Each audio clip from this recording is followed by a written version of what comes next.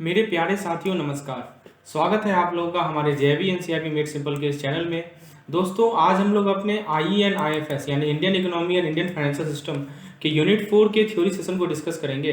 Friends unit 4 इससे पहले हम लोगों ने 3 यूनिट्स के थ्योरी पोर्शन और MCQ सेशन दोनों को कवर किया है। आज हम लोग IEN/IFS का यूनिट 4 कवर करेंगे जो कि बेस्ड है role of priority sector and MSME in the Indian economy, यानी भारतीय अर्थव्यवस्था में प्रायोरिटी सेक्टर और MSME का क्या रोल है। एक एक चीज़ को ध्यान से समझेंगे दोस्तों। बहुत ही इंपॉर्टेंट टॉपिक है, बहुत ही आसान आपको लगेगा। इस चीज़ को क्लियर करने समझने के बाद एक एक बातों को ध्यान से समझेंगे। जरा टॉपिक को चैप्टर को शुरुआत करने से पहले आइए जरा देखते हैं कि क्या क्या टॉपिक है जो कि हमें इस चैप्टर में पढ़नी है। तो सबसे पहला चीज़ हम समझेंगे कि प्रायोरिटी सेक्टर का डेफिनेशन क्या है और प्रायोरिटी सेक्टर का रोल क्या है। दूसरा पॉइंट हम लोग समझेंगे कि कौन कौन सी इंपॉर्टेंट प्रायोरिटी सेक्टर्स है भारत में। तीसरा पॉइंट हम लोग समझेंगे कि प्रायोरिटी सेक्टर का लैंडिंग नॉर्म्स क्या है। Fourth point we will see what is the definition of MSME को कैसे, देखिए ये इतना दूर है हमारा priority sector. Okay, so this thing we will learn about priority sector. अब दोस्तों फिर अब बात आता है MSME का। तो MSME को कैसे डिफाइन करते हैं, फिर आप देखेंगे कि दोस्तों MSME का यानी MSME का रोल और सिग्निफिकेंस क्या है इकोनॉमिक डेवलपमेंट में, कैसे MSME हेल्प करती है हमारी आर्थिक विकास में। फिर उसके बाद आप देखेंगे कि MSME का GDP में क्या कंट्रीब्यूशन है। और सेवेंथ में देखेंगे दोस्तों कि MSME सेक्टर में क्या क्या इनिशिएटिव लिया गया है। एग्जाम्पल के तौर पर Atmanirbhar Bharat package, make in India, startup India, stand up India. So we will study all this. Before beginning this lesson let me talk about our target JIB 2023 program. So friends, we have launched an exclusive target JIB 2023 program. This is paid course in which currently we are covering two subjects, that is RBWM and IEN/IFS. You will get unit wise theory videos, you will get unit wise theory PDF, and you will get unit wise MCQ videos as well as PDF. So we have 3 plans available with us. In plan 1 it costs rupees 500. You will get theory PDF and you will get MC videos, okay, videos and PDF, okay, for each of the subject. And if you want only PDF, this will cost rupees 200. And if you opt for, if you purchase both of them, it will be 10% off. There will be 10% off. So to purchase, please WhatsApp on this number if you are interested to get such type of content. Now let's begin today's session. So friends, आज हम लोग शुरुआत करते हैं अपने session को। So first thing, let us continue. We have discussed what are the topics we are going to discuss. Now the first thing we are going to see that what is the role of priority sector. Priority sector का क्या role है और MSME का क्या role है Indian economy में। Let us discuss this. So friends, RBI देखिए, जो प्रायोरिटी सेक्टर है दोस्तों उसका जो डेवलपमेंट है वो बहुत ही ज़रूरी है किसी भी इकोनॉमी को बैलेंस होने के लिए और इंक्लूसिव ग्रोथ के लिए। तो जितने भी सरकार हैं और जो सेंट्रल बैंक्स होती हैं वो समझती हैं कि ये हमारा जो प्रायोरिटी सेक्टर का डेवलपमेंट है बहुत ही क्रूशियल है ताकि कंट्री का जो बेसिक नीड है उसको डेवलप कर सकें। ठीक है, इसीलिए जो सरकार है और जो सेंट्रल बैंक है वो प्रायोरिटी सेक्टर को प्रायोरिटाइज करती है दूसरे सेक्टर के कंपैरिजन में। तो RBI का जो प्रायोरिटी सेक्टर लैंडिंग क्लासिफिकेशन है और जो स्टैंडर्ड्स है तो उसको मैच करना है इमर्जिंग नेशनल प्रायोरिटीज से, यानी नेशनल जो हमारा नेशन में प्रायोरिटीज है उसके साथ ये मैच होना चाहिए। और बैंक इनकरेज करती है कि ऐसा सेक्टर को ग्रोथ हो, ऐसा सेक्टर के ग्रोथ को बैंक इनकरेज करती है। ठीक है, और कैसे कैसे इनकरेज करती है, तो वो टाइमली फाइनेंस प्रोवाइड करती है और जितनी जरूरत होती है फाइनेंस का वो प्रोवाइड करती है बैंक्स। ठीक है, so now you can see the importance of priority sector, okay, which is recognised by both government as well as the central bank. इससे क्या होता है दोस्तों, इससे फायदा क्या होता है कि यदि आप टाइमली फाइनेंसिंग यदि कर देते हैं तो इससे क्या फायदा होता है दोस्तों कि बेटर क्रेडिट पेनिट्रेशन, यानी जो कुछ एरिया ऐसे होते हैं ना जहाँ क्रेडिट डिफिशियंट होता है, ठीक है, वहाँ पे क्रेडिट पेनिट्रेशन बढ़ जाता है। दूसरा फायदा ये होता है कि जो हमारे स्मॉल और मार्जिनल फार्मर हैं उनको स्मॉल एंड मीडियम एंटरप्राइज ये कंट्री के, ये देश के सबसे स्ट्रॉन्गेस्ट ड्राइवर इकोनॉमिक ग्रोथ के, इनोवेशन के, एम्प्लॉयमेंट के। ठीक है, तो आपको मैं एक स्टैटिस्टिक्स प्रोवाइड करता हूँ, डाटा प्रोवाइड करता हूँ, जिससे आपको पता चलेगा कि कितना इंपॉर्टेंस है हमारे MSME का। तो ये जो MSME सेक्टर है दोस्तों इसका वास्ट नेटवर्क है, इसमें 64 मिलियन इंटरप्राइजेज हैं और दोस्तों ये हमारे इंडियन इकोनॉमी के ग्रोथ में सिग्निफिकेंटली कंट्रीब्यूट करता है। ये जो MSME सेक्टर है दोस्तों ये मैन्युफैक्चरिंग का 45% आउटपुट कंट्रीब्यूट करता है। ठीक है, उसके बाद जितने भी एक्सपोर्ट्स हैं हमारे उसका मोर देन 40% MSME का कंट्रीब्यूशन है।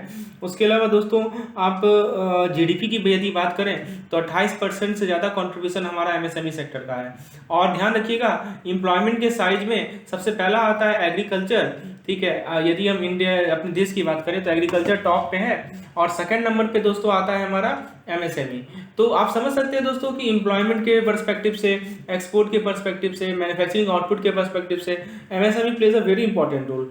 और साथ ही साथ दोस्तों एमएसएमई सेक्टर क्वाइट डाइवर्स है इंडिया में, खासकर इंटरप्राइज के साइज के रेस्पेक्ट में बात करें या दोस्तों डाइवर्सिफाइड है। If you talk about the size as well as, और दोस्तों एमएसएमई सेक्टर का प्राइमरी बेनिफिट है employment potential, this is one of the primary benefit of MSME.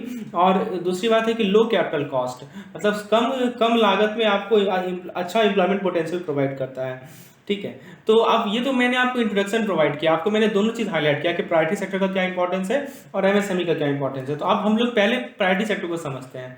Now let's discuss the definition of priority sector. तो दोस्तों आज का जो priority sector landing का फ्रेमवर्क है वो 1967 में बना था। 1967 में पहली बार हमारे देश के जो डिप्टी प्राइम मिनिस्टर थे और उस वक्त के जो फाइनेंस मिनिस्टर थे जो कि मोरारजी देसाई थे, ठीक है, इन्होंने पहली बार इस प्रायोरिटी सेक्टर फ्रेज का यूज किया था, ठीक है। कब दोस्तों? 1967 में। और दोस्तों ऐसा क्यों हुआ था कि इसके पीछे कारण क्या था कि बहुत सारा कंप्लेन था कि कुछ प्रायोरिटी सेक्टर ऐसे हैं जैसा कि agriculture, small scale industries, export, उनको अपना बैंक क्रेडिट नहीं दे रही है, उस वक्त कंप्लेन हुआ था। और तब उस वक्त के जो फाइनेंस मिनिस्टर थे मोरारजी देसाई, उन्होंने पहली बार ये फ्रेज को यूज किया था, यानी कि प्रायोरिटी सेक्टर को। अब दोस्तों बैंकिंग लॉ में एक अमेंडमेंट लाया, 1967 में एक अमेंडमेंट आया जो कि लोकसभा में टेबल हुआ था, और इसने बैंक के ऊपर सोशल कंट्रोल को इंट्रोड्यूस किया था दोस्तों। तो प्रायोरिटी सेक्टर लैंडिंग के अंदर क्या होता है दोस्तों, वैसे सेक्टर्स आते हैं जिनका ज़्यादा इन्फ्लुएंस है पॉपुलेशन के वास्ट पोर्शन में, जैसा कि वीकर सेक्शन हो गया, वैसा सेक्टर जो कि एम्प्लॉयमेंट इंटेंसिव है जैसा कि एग्रीकल्चर हो गया, माइक्रो एंड स्मॉल इंटरप्राइज हो गया। तो मैं आपको क्या बता रहा हूँ कि प्रायोरिटी सेक्टर के अंदर वैसे सेक्टर्स आते हैं जिनके पॉपुलेशन के वास्ट पोर्शन पे बहुत ज़्यादा इन्फ्लुएंस है। आपको मैंने एग्जांपल बताया ना, वीकर सेक्शन, वैसा सेक्शन जो कि एम्प्लॉयमेंट इंटेंसिव है, जैसा जो ज़्यादा एम्प्लॉयमेंट प्रोवाइड करती है, जैसे कि एग्रीकल्चर, जैसा कि दोस्तों micro and small enterprise, okay, ये सभी एम्प्लॉयमेंट इंटेंसिव है। और यहाँ पे दोस्तों प्रायोरिटी सेक्टर का लैंडिंग का बहुत इंपॉर्टेंट रोल है कि उस सेक्टर में लैंड करना बहुत जरूरी है जो कि एम्प्लॉयमेंट ज़्यादा जनरेट करके दे रही है। तो फ्रेंड्स आपको समझ में आया प्रायोरिटी सेक्टर लैंडिंग का क्या मीनिंग है। चलिए अब जरा देखते हैं कि भारत में कौन कौन सा सेक्टर है जिसे प्रायोरिटी सेक्टर लैंडिंग का दर्जा दिया गया है। तो जब से पीएसएल गाइडलाइन आया है उसके बाद बहुत सारे सेक्टर्स में मॉडिफिकेशन आए हैं।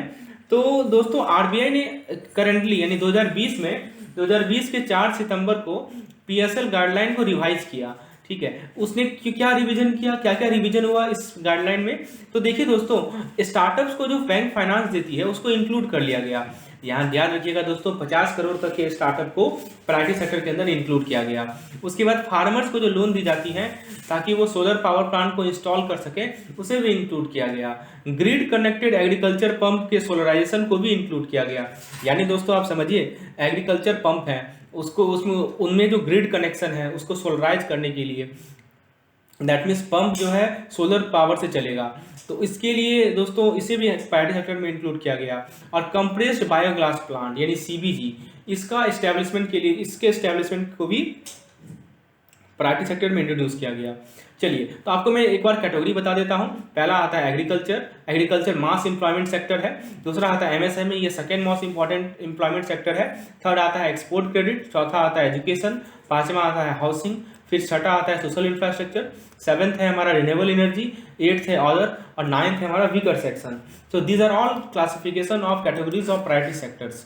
नाउ लेट्स डिस्कस कि प्रायोरिटी सेक्टर लैंडिंग नॉर्म्स क्या है। तो फ्रेंड्स जो प्रायोरिटी सेक्टर का जो लैंडिंग का जो टारगेट है और जो सब टारगेट है उसको एएनबीसी के बेसिस पे कैलकुलेट किया जाता है। आप पूछेंगे एएनबीसी क्या होता है, so ANBC stands for adjusted net bank credit. और दूसरा है दोस्तों CEOB, credit equivalent of balance sheet exposure. तो एएनबीसी या सीईओबी के बेसिस पे प्रायोरिटी सेक्टर लैंडिंग के टारगेट को और सब टारगेट को कंप्यूट किया जाता है। तो यदि हम टोटल प्रायोरिटी सेक्टर लैंडिंग की बात करें, टोटल प्रायोरिटी सेक्टर की बात करें तो ध्यान दीजिएगा दोस्तों, जो हमारे डोमेस्टिक कॉमर्शियल बैंक हैं इसके अंदर हम लोग आरआरबीज और स्मॉल फाइनेंशियल बैंक को नहीं ले रहे हैं। ध्यान दीजिएगा हम लोग डोमेस्टिक कॉमर्शियल बैंक की बात कर रहे हैं, आरआरबीज और स्मॉल फाइनेंशियल बैंक इंक्लूडेड नहीं है। और वैसे फॉरेन बैंक जिनका 20 ब्रांच से ऊपर है, तो देखिए उसमें क्या कहा गया है, इन सभी बैंकों के लिए क्या कहा गया है कि इनका टोटल प्रायोरिटी सेक्टर लैंडिंग, इनका जो एडजस्टेड नेट बैंक क्रेडिट है उसका 40% या COB का 40% होना चाहिए। मतलब इन सभी बैंकों का, जो हमारे डोमेस्टिक कमर्शियल बैंक है, इनका जो भी एडजस्टेड नेट बैंक क्रेडिट है, इनका जो भी COB है, उसका 40% इनको प्रायोरिटी सेक्टर में डालना है। एग्जाम्पल के तौर पर मान लीजिए कि इनका एक पार्टिकुलर बैंक हम लेते हैं जिसका ANBC है 500 करोड़, तो 500 करोड़ का 40% कितना होगा दोस्तों, इट विल बी 200 करोड़। सो 200 करोड़ इनका एलोकेशन प्राइवेट सेक्टर में होना चाहिए। चलिए, एक तो आपको मैंने समझा दिया with foreign bank with 20 branches and above. अब दोस्तों प्रश्न ये होता है कि जिस फॉरेन बैंक का 20 ब्रांच से कम है वो क्या करेंगे, तो उनके लिए क्या नियम है, उनके लिए भी 40% का नियम है, चाहे ANBC चाहे COB जो भी हायर हो वो लेना है। Out of which up to 32% can be in the form of lending to export. ध्यान दीजिएगा, एक कंडीशन ये डाल दिया गया है कि जिसमें से 40% तो इनके लिए भी है, लेकिन 40 में से दोस्तों 32% जो है वो हो सकता है कि लैंडिंग टू एक्सपोर्ट हो सकता है, ठीक है, और 8% से कम जो है अदर प्रायोरिटी सेक्टर। अब दोस्तों बात आती है RRBs की। RRBs को तो हमने एक्सक्लूड करके रखा था, अब RRB को यदि इंक्लूड करेंगे तो फिर क्या, तो इसमें है दोस्तों 75% ऑफ ANBC और COB whichever is higher.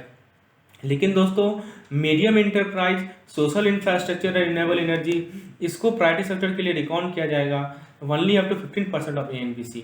देखिए दोस्तों RRB के लिए 75% का टारगेट दिया गया है, ठीक है, 75% का टारगेट दिया हुआ है, जिसमें से मीडियम इंटरप्राइज, सोशल इंफ्रास्ट्रक्चर और रिन्यूएबल एनर्जी, इन सभी को 15% ऑफ ANBC का टारगेट दिया। यदि हम स्मॉल फाइनेंशियल बैंक की बात करें तो इसमें इनको भी 75% का टारगेट दिया गया है, चाहे ANBC हो या COB हो, जो भी हायर हो। तो फ्रेंड्स आपको समझ में आ गया कि priority sector, total priority sector का टारगेट कितना कितना है सभी बैंकों के लिए। एक बार मैं आपको फिर से रिकॉल करवा देता हूं, जो हमारे डोमेस्टिक कमर्शियल बैंक है उनको 40% का टारगेट है, किसका, ANBC का या COB का जो भी हायर है। जो हमारे फॉरेन बैंक है उनका दोस्तों 40% का टारगेट है, जिसमें से 32% वो लैंड एक्सपोर्ट में यूज कर सकते हैं, और 8% से कम नहीं होना चाहिए अदर प्रायोरिटी सेक्टर में, ठीक है। ऐसा नहीं कि वो ऐसा करें कि 35% दे दें एक्सपोर्ट में और 5% बोले कि बाकी में हम 5 करेंगे। No no no, this is not acceptable, ठीक है। कम से कम 8% तो होना ही चाहिए अदर में। दूसरा RRBs के लिए 75% का टारगेट है, 75% का टारगेट है, और स्मॉल फाइनेंशियल बैंक के लिए भी 75% का टारगेट है। Please remember this point, very very important. अब दोस्तों यदि हम लोग इंडिविजुअल एलोकेशन की बात करें तो फ्रेंड्स यदि हम एग्रीकल्चर की बात करते हैं, अभी हमने आपको 9 प्राइवेट सेक्टर बताए थे ना, right now I have told you 9 priority sector, so we are discussing only 3. So now let's first talk about agriculture। दोस्तों जो हमारे डोमेस्टिक कमर्शियल बैंक है जिसमें हम लोग RRBs को एक्सक्लूड कर रहे हैं, उनके लिए जो टारगेट दिया गया है प्रायोरिटी सेक्टर का वो क्या है दोस्तों, दैट इज 18% ऑफ ANBC और COB whichever is higher, out of this target of 10% is prescribe for small and marginal farmer. ध्यान दीजिएगा दोस्तों, 18% किसका, ANBC का। देखिए 40% तो टोटल है, ठीक है, उसमें से 18% जो है एग्रीकल्चर के लिए एलोकेशन दिया गया, क्योंकि एग्रीकल्चर में एम्प्लॉयमेंट बहुत ज़्यादा जनरेट होता है, इसीलिए सबसे ज़्यादा एलोकेशन एग्रीकल्चर को दिया गया है। कितना है दोस्तों, 18% है, जिसमें से 10% का टारगेट रखा गया है स्मॉल एंड मार्जिनल फार्मर के लिए। अच्छा, फॉरेन बैंक के लिए एग्रीकल्चर में कोई टारगेट नहीं है। जो हमारे रीजनल रूरल बैंक है इनमें 18% का टारगेट है, और इनके लिए भी कहा गया है कि जो हमारे 10% का टारगेट है वो स्मॉल एंड मार्जिनल फार्मर के लिए है। और दोस्तों जो हमारे स्मॉल फाइनेंशियल बैंक हैं इन्हें भी 18% का टारगेट दिया गया है, इसमें से 10% प्रिस्क्राइब है SMF के लिए। What is SMF, small and marginal farmer. अब यदि हम बात करें माइक्रो इंटरप्राइज की, if you talk about micro enterprise, तो डोमेस्टिक कमर्शियल बैंक के लिए 7.5% का टारगेट दिया गया है, फॉरेन बैंक के लिए माइक्रो इंटरप्राइज के लिए कोई टारगेट नहीं दिया गया है, और जो RRBs हैं उनके लिए भी 7.5% का टारगेट दिया गया है, स्मॉल फाइनेंशियल बैंक के लिए भी 7.5% का टारगेट दिया गया है।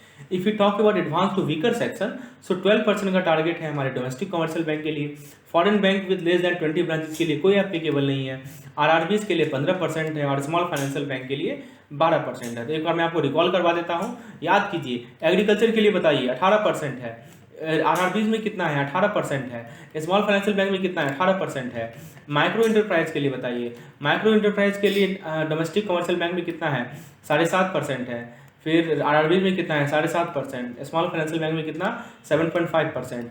जो हमारे वीकर सेक्शन है इनका 12% है, 15% है, और फिर 12% है। So please remember this thing, this are very important points. Okay, so now let's move forward. अब दोस्तों हम लोग एमएसएमई के डेफिनेशन को समझते हैं। प्रायोरिटी सेक्टर के बारे में बेसिक पॉइंट हमने देख लिया, ठीक है, कि कितना परसेंट किसका एलोकेशन है। Now let's discuss MSME. हम लोग अभी बेसिक चीज़ों को समझ रहे हैं दोस्तों। यदि प्रायोरिटी सेक्टर को पढ़ने जाए तो एक लंबा चैप्टर बन जाएगा। इसका डेफिनेशन में है कि वैसा इंटरप्राइज जिनका प्लांट और मशीनरी में इन्वेस्टमेंट जो है 1 करोड़ से कम हो और टर्नओवर जो है वो 5 करोड़ से कम हो। तो मैं आपको यहाँ पे एक टेबल बना के बताता हूँ जिससे आपको तुरंत याद हो जाएगा ये। तो सबसे पहले यहाँ माइक्रो लिखते हैं और यहाँ पे दोस्तों लिखते हैं प्लांट एंड मशीनरी, और यहाँ पे लिखते हैं दोस्तों प्लांट एंड मशीनरी और इक्विपमेंट, और एक जो है टर्नओवर, ठीक है। तो माइक्रो का कितना बताया आपको, लेस देन 1 करोड़, ठीक है, और टर्नओवर कितना बताया, 5 करोड़ से कम। चलिए उसके बाद दोस्तों जो सेकंड है वो हमारा स्मॉल इंटरप्राइज है। एक ऐसा इंटरप्राइज जिसका प्लांट और मशीनरी में इन्वेस्टमेंट जो है 10 करोड़ से कम हो, ठीक है, ये स्मॉल इंटरप्राइज है, 10 करोड़ से कम हो, और टर्नओवर जो है वो 50 करोड़ से कम हो। और लास्ट है हमारा मीडियम इंटरप्राइज, ठीक है। तो मीडियम में क्या होता है दोस्तों, जिनका प्लांट और मशीनरी में इन्वेस्टमेंट 50 करोड़ से कम हो और टर्नओवर दोस्तों 250 करोड़ से कम हो। तो दोस्तों इसको याद करने का एक तरीका मैं आपको बताता हूँ कि आपको तुरंत याद हो जाएगा। देखिए आप इसको नंबर लाइन बनाइए, ठीक है। तो नंबर लाइन में प्लांट एंड मशीनरी यदि आप लिखेंगे तो यहाँ पे सबसे पहला आपका पड़ाव आएगा 1 करोड़ का, उसके बाद आएगा 10 करोड़ का, और उसके बाद आएगा 50 करोड़ का। यानी 1 करोड़ से पहले जो है वो माइक्रो इंटरप्राइज है, 1 से 10 करोड़ का हमारा स्मॉल इंटरप्राइज है, और 10 से 50 करोड़ का हमारा मीडियम इंटरप्राइज है। उसके बाद उसी तरह दोस्तों यदि आप नंबर लाइन ड्रॉ करेंगे और यदि आप इसको रिप्रेजेंट करेंगे टर्नओवर के बेसिस पे, तो टर्नओवर में क्या आपको मैंने बताया, यहाँ पे हमारा माइक्रो है, यहाँ पे हमारा स्मॉल है, ठीक है। देखिए एक चीज़ मैं आपको टर्नओवर में समझाता हूँ। टर्नओवर के बेसिस पे मैं आपको सेम क्लासिफिकेशन करके बताता हूँ दोस्तों। देखिए ये हमारा नंबर लाइन है, ठीक है। यहाँ पे है दोस्तों हमारा कितना, यहाँ पे 5 करोड़ है, यहाँ पे 50 करोड़ है, और यहाँ पे 250 करोड़ है। तो ये हमारा 5 से कम है हमारा माइक्रो, 5 से 50 के बीच में स्मॉल, और 50 से लेके 250 के बीच में मीडियम। तो इस तरह से आप इसको याद कर सकते हैं। फिर से देखिए प्लांट एंड मशीनरी में 1 करोड़ से कम माइक्रो, 1 से 10 करोड़ के बीच में स्मॉल, और 10 से 50 के बीच में मीडियम। अब फिर देखिए 50, ये यहाँ पे 50 यहाँ पे आ जाता है, 5, 50, 250, ठीक है। तो ऐसे नंबर लाइन बनाइए तो आपको ये चीज़ याद रह जाएगा। This is the easiest way to remember this type of thing, okay. So यही डेफिनेशन है दोस्तों। अच्छा चौथा पॉइंट क्या है दोस्तों, कि जितने भी इंटरप्राइज हैं उनको ऑनलाइन रजिस्ट्रेशन करवाना है उद्यम रजिस्ट्रेशन पोर्टल पे, और उद्यम रजिस्ट्रेशन पोर्टल पे रजिस्ट्रेशन करवा के उनको उद्यम रजिस्ट्रेशन सर्टिफिकेट ले लेना है, ठीक है। ये मैंडेटरी कर दिया गया है सभी इंटरप्राइजेस को कि वो अपना ऑनलाइन रजिस्ट्रेशन उद्यम रजिस्ट्रेशन पोर्टल पे करवाएं और उद्यम रजिस्ट्रेशन सर्टिफिकेट को लें, ठीक है। तो ये हमारा डेफिनेशन है। तो ये जो नया डेफिनेशन है दोस्तों एमएसएमई का, इससे क्या होगा कि जो हमारे स्मॉल बिजनेसेस हैं वो एक्सपेंड कर सकेंगे, और जो हमारा इकोनॉमी ऑफ स्केल है वो प्रोडक्टिविटी बढ़ा सकेगा, ठीक है। तो दोस्तों जो हमारा इसमें एक पॉइंट को समझिए कि हमारा न्यू उद्यान रजिस्ट्रेशन पोर्टल इसको लॉन्च किया गया है। किसे लॉन्च किया गया है, न्यू उद्यम रजिस्ट्रेशन पोर्टल को लॉन्च किया गया है जुलाई 2020 में, ठीक है। और ये रिसेंट एफर्ट है जो कि सरकार ले रही है ताकि ease of doing business for MSME को बूस्ट अप कर सके, ठीक है। तो ईज ऑफ डूइंग बिजनेस को बूस्ट अप करने के लिए उद्यम रजिस्ट्रेशन पोर्टल को लॉन्च किया गया, 2020 में लॉन्च किया गया है, and this is the recent effort. So please remember Udyam registration portal. Okay, this was launched in 2020. Now let's see the role and significance of MSME in economic development. यानी economic development में MSME का क्या role है, क्या significance है, आइए discuss करते हैं। तो दोस्तों MSME सेक्टर का ग्रेट फीचर ये है कि इसका एम्प्लॉयमेंट पोटेंशियल अच्छा है, लो कैपिटल कॉस्ट पे। मैंने आपको पहले भी बताया था कि ये ज़्यादा मास एम्प्लॉयमेंट प्रोवाइड करती है और कैपिटल कॉस्ट भी इसका क्या है, कम है। और दोस्तों जो हमारे स्मॉल एंड मीडियम इंटरप्राइज हैं इनका इसमें 90% business small and medium enterprise का। मैंने आपको बताया था ना, तीन क्लासिफिकेशन बताया था, याद कीजिए दोस्तों। एक मैंने आपको क्या बताया था कि एक माइक्रो बताया था, ठीक है, एक आपको स्मॉल बताया था, और एक आपको मीडियम बताया था। तो ये जो स्मॉल एंड मीडियम है ना एसएमई, इनका 90% कॉन्ट्रीब्यूशन है, और एम्प्लॉयमेंट में इनका 50% से ज़्यादा कॉन्ट्रीब्यूशन है ग्लोबली। एसएमई का अगर बात करें, माइक्रो को इंक्लूड हम लोग नहीं कर रहे हैं, ठीक है। तो ये जो एमएसएमई सेक्टर है दोस्तों, ये बहुत ही डाइवर्स सेक्टर है इंटरप्राइज के साइज के रेस्पेक्ट में, प्रोडक्ट एंड सर्विसेज रेंज के रेस्पेक्ट में, ठीक है। तो एमएसएमई का सिग्निफिकेंस कहाँ पे है, तो सबसे पहला सिग्निफिकेंस है कि एम्प्लॉयमेंट पोटेंशियल, यानी जॉब प्रोवाइड करता है। दूसरा सिग्निफिकेंस क्या है कि इसमें इनोवेशन है, it is job creation, innovation है इसमें, इंटरप्रेन्योरशिप है और सप्लाई चेन, ये सभी सिग्निफिकेंस है दोस्तों हमारे एमएसएमई सेक्टर के। ठीक है, तो अब दोस्तों ये जो सेक्टर है, ये एमएसएमई सेक्टर है, ठीक है, इसको ये फास्टर रेट से ग्रो कर सकता है और इसे कहा जाता है कि हमारा इकोनॉमिक ग्रोथ का इंजन माना जाता है। क्या कहा जाता है दोस्तों, इसे हमारे इकोनॉमिक ग्रोथ का इंजन माना जाता है। Please remember, this is known as engine of our economic growth. Okay, तो अब देखिए इसमें एक पॉइंट को समझिए, the MSME sector is known as the engine of our economic growth, और इस सेक्टर का पोटेंशियल है कि फास्टर रेट से ग्रोथ कर सकता है। ठीक है, एसएमई फाइनेंस, ठीक है, एसएमई फाइनेंस जैसे फैक्टर्स हैं, चाहे वो डोमेस्टिक और फॉरेन इन्वेस्टर के लिए हो, ये सभी एसएमई को सपोर्ट कर रहा है दोस्तों। यदि हम एमएसएमई का प्रेजेंट स्टेटस बताएं भारत में कैसा है, तो जो micro small and medium enterprises हैं, ये इंटरप्रेन्योरियल इंडिविजुअल को बहुत ही ज़्यादा कंट्रीब्यूट कर रहा है। कैसे? बिजनेस इनोवेशन के जरिए। अभी मैंने आपको बताया था ना कि एमएसएमई सेक्टर में इनोवेशन है, जॉब क्रिएशन है। ठीक है, तो एमएसएमई जो है बहुत सारे सेक्टर्स ऑफ इकोनॉमी में वाइडन हो रहे हैं। तो दोस्तों यदि हम जीडीपी में कंट्रीब्यूशन की बात करें, तो एक डाटा हमें सीएसओ से मिला है, सेंट्रल स्टैटिस्टिक्स ऑफिस से मिला है, तो एमएसएमई का कंट्रीब्यूशन बहुत ही ज़्यादा है। ठीक है, ग्रोथ इसमें 12.88% का है। ठीक है, तो ग्रॉस वैल्यू एडिशन में भी बहुत ज़्यादा शेयर है, और एमएसएमई का जो शेयर है इंडियन जीडीपी में वो करंटली 30.27% है, जो कि बढ़ता ही रहा है सालों बाद। अब जरा बात करते हैं दोस्तों bank credit to MSME sector, यानी बैंक जो क्रेडिट प्रोवाइड करती है एमएसएमई सेक्टर को, उसके रिगार्डिंग कुछ पॉइंट देखिए। तो देखिए बैंकिंग सेक्टर का जो लैंडिंग है एमएसएमई सेक्टर में वो बढ़ गया है। कैसे? ताकि जो है बैंक क्या करती है, माइक्रो स्मॉल मीडियम इंटरप्राइज को डिसबर्स करती है लोन। ठीक है, लगभग 12.6% ईयर ऑन ईयर बेसिस पे बैंक क्रेडिट बढ़ा है इस इंडस्ट्री में। देखिए सितंबर 2022 का डाटा है, 12.6% ईयर ऑन ईयर बेसिस पे बढ़ा है। पहले ये था 7.7% 2021 में, लेकिन ये बढ़कर 12.6% पे चला गया। यानी बैंक जो इंडस्ट्री को पैसा लेंड कर रही है, मैं उसका डाटा आपको प्रोवाइड कर रहा हूँ। ठीक है, उसके बाद दोस्तों माइक्रो, ये तो हमारा माइक्रो और स्मॉल बिजनेस है। ये देखिए केवल इंडस्ट्री की बात कर रहे हैं दोस्तों, यहाँ पे एमएसएमई का बात नहीं हो रहा है। तो इसी इंडस्ट्री में एमएसएमई आता है ना, तो एमएसएमई में जो लैंडिंग है वो 27% ईयर ऑन ईयर बेसिस से बढ़ा है, और मीडियम इंटरप्राइज में जो है 36% बढ़ा है। ये माइक्रो और स्मॉल में है दोस्तों। माइक्रो स्मॉल में कितना? 27%, और मीडियम में कितना? 36% ड्यूरिंग द मंथ। ठीक है, तो जो हाईएस्ट क्रेडिट ग्रोथ है एमएसएमई सेक्टर का, वो इसलिए आया है emergence credit line guarantee scheme. ये सरकार ने लॉन्च किया था, emergence credit line guarantee scheme, ECLGS। इसके बारे में हम लोग आगे बात करेंगे। ठीक है, इसके एक्सटेंशन के कारण सबसे हाईएस्ट क्रेडिट ग्रोथ हुआ है एमएसएमई सेक्टर का। We will discuss what is ECLGS later in this chapter. So the point is that bank lending to micro and small in business has grown by 27%, और medium में 36% का growth हुआ है। यानी medium enterprise को bank सबसे ज़्यादा loan provide कर रही है, ऑलमोस्ट 36% इंक्रीमेंट के साथ। यदि हम एम्प्लॉयमेंट जनरेशन की बात करें, उसका भी डाटा आपको शो करते हैं, तो एमएसएमई सेक्टर जो है 1.10 करोड़ जॉब क्रिएट किया है, जिसमें से मैन्युफैक्चरिंग में 36.41 लाख है, 0.07 लाख है नॉन कैप्टिव इलेक्ट्रिसिटी जनरेशन में और ट्रांसमिशन में, और 387.18 लाख है ट्रेड में। तो आपसे यदि सवाल पूछा जाए कि एमएसएमई सेक्टर तो चलिए ठीक है, ये second highest growth employment providing sector है, लेकिन इसमें कौन से सेक्टर में सबसे ज़्यादा एम्प्लॉयमेंट प्रोवाइड किया है? तो आंसर है मैन्युफैक्चरिंग सेक्टर में, और उसके बाद किस में? ट्रेड में, उसके बाद किस में? सर्विसेज में। ठीक है, चाहे रूरल हो चाहे अर्बन एरिया हो, सभी सेक्टर्स में। तो आपको मैं यदि नटसेल में बताऊं कि एमएसएमई सेक्टर ने कैसे हमारी कंट्री को ऑब्जेक्टिव, कौन से ऑब्जेक्टिव को रीच करवाया है, तो सबसे पहला कंट्रीब्यूशन है कि highest contribution to the domestic production, यानी हम घर में अपने देश के अंदर चीज़ों को प्रोड्यूस कर सकें। इसमें सबसे इंपॉर्टेंट कंट्रीब्यूशन है एमएसएमई सेक्टर का। दूसरा पॉइंट है कि एक्सपोर्ट से हमें अर्निंग मिलता है। जब हम सामान को बाहर विदेश भेजते हैं तो हमें पैसा आता है, तो वहाँ से हमारा अर्निंग होता है। तीसरा है कि हमें इन्वेस्टमेंट की कम रिक्वायरमेंट होती है, लो इन्वेस्टमेंट रिक्वायरमेंट। ठीक है, ऐसा नहीं कि आप एमएसएमई में हाई इन्वेस्टमेंट चाहिए आपको। चौथा पॉइंट है कि दोस्तों these all are technological oriented industries. पांचवा पॉइंट है दोस्तों कि हमारा डोमेस्टिक और एक्सपोर्ट मार्केट में कॉम्पिटिटिवनेस बढ़ाता है ये पार्टिकुलर एमएसएमई सेक्टर।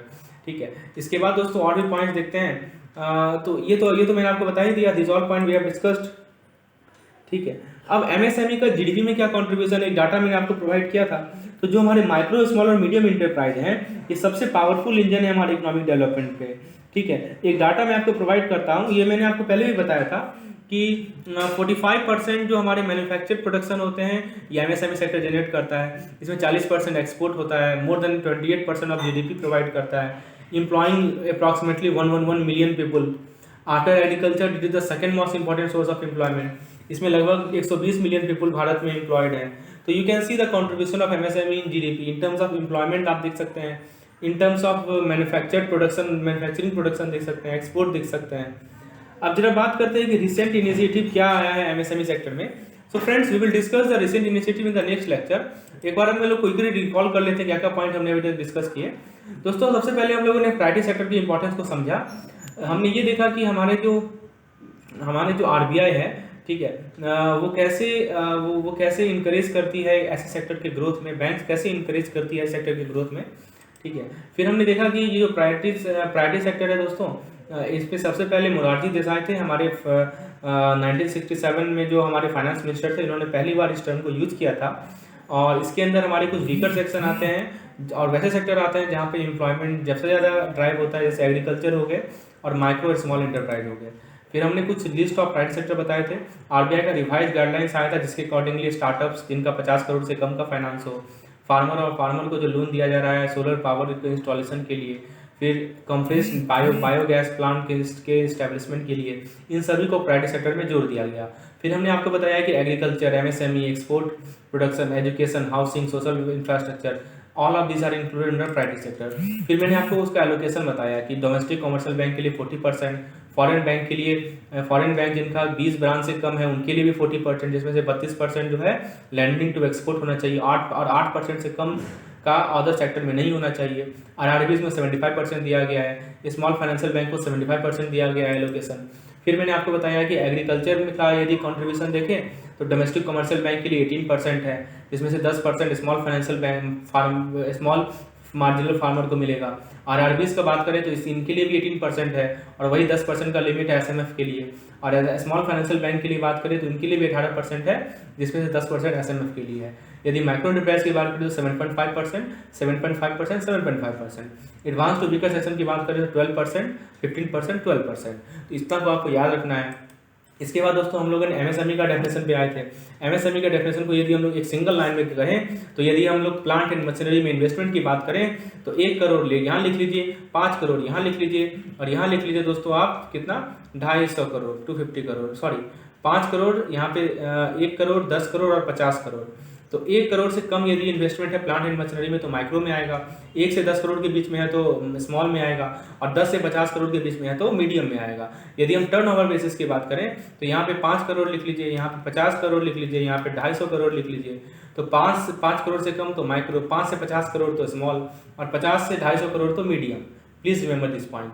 अब उसके बाद दोस्तों हम लोगों ने बात किया, after this we have talked about कि उद्यम रजिस्ट्रेशन पोर्टल को लॉन्च किया गया जून 2020 में। मैंने आपको उद्यम रजिस्ट्रेशन सर्टिफिकेट के बारे में समझाया। फिर मैंने आपको समझाया कि एमएसएमई का क्या इंपॉर्टेंस है इकोनॉमिक डेवलपमेंट में। मैंने आपको बताया कि जो हमारे स्मॉल एंड मीडियम इंटरप्राइज हैं इनका 90% बिजनेस है और 50% एम्प्लॉयमेंट है। फिर मैंने आपको बताया कि आज का क्या स्टेटस है एमएसएमई का, बैंक किस सेक्टर को, एमएसएमई सेक्टर में बैंक का क्रेडिट में क्या ग्रोथ हुआ है। इसमें मैंने आपको बताया कि माइक्रो स्मॉल बिजनेस में जो लैंडिंग है वो 27% ईयर ऑन ईयर बेसिस पे ग्रोथ किया है, जबकि मीडियम इंटरप्राइज में 36% ग्रोथ हुआ है। फिर मैंने आपको बताया कि emergence credit line guarantee scheme, इसके कारण जो है हाईएस्ट क्रेडिट ग्रोथ हुआ है एमएसएमई सेक्टर में, इसका रीजन भी समझाया और इस पार्टिकुलर गारंटी स्कीम के बारे में हम लोग आगे बात करेंगे।